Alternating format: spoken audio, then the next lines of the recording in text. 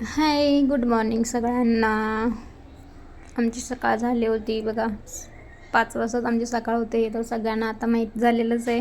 त्यामुळे भाजी केली होती आज, मेथीची भाजी केली होती आणि इकडे चपात्या करायला घेतल्या होत्या.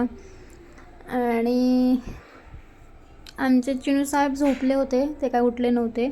इकडे चिनूचे बाबा कसले तरी ॲक्टिंग करून दाखवत होते. मला हसायला आलं, मी हसले. आणि मग त्यांची तिकडे देवपूजा चालू होती.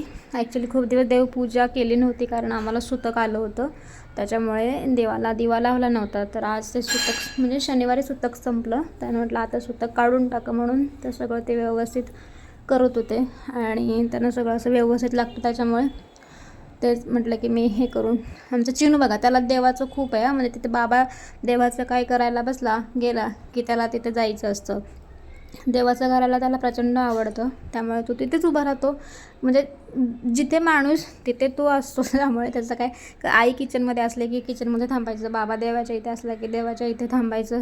त्याचं ते सगळं चालूच असतं. त्यामुळे मला काही टेन्शन नाही आहे त्याचं जास्त.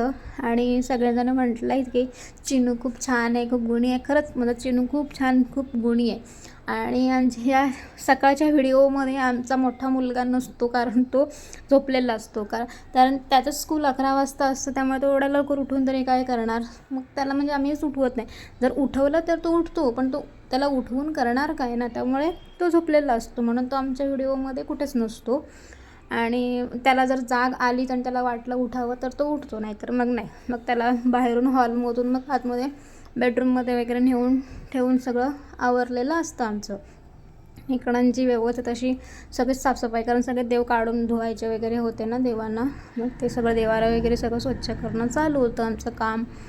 एकाने एक काम केलं, दुसऱ्याने दुसरं काम केलं की कामं फटाफट होऊन जातात. मग हे माझं काम नाही, मग ते मी नाही करणार, हे तुझंच काम आहे, असं करत राहिलं ना तर ना, म्हणजे त्याचं पण काम होत नाही, आपलं पण काम होत नाही. त्यामुळे मिळून मिसळून कामं केली की दोघांचीही कामं होतात. संसार दोघांचा आहे म्हटल्यानंतर दोघांना करणं भागच आहे. त्यात लोक काय म्हणतील, मग मला हसतील. हसणारे हे आपल्या जवळचेच असतात, त्यामुळे त्यांच्याकडे जास्त लक्ष नाही द्यायचं.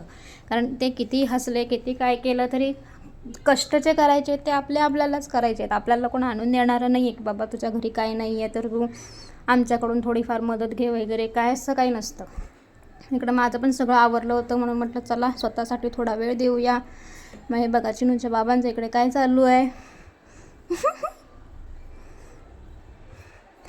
Trending song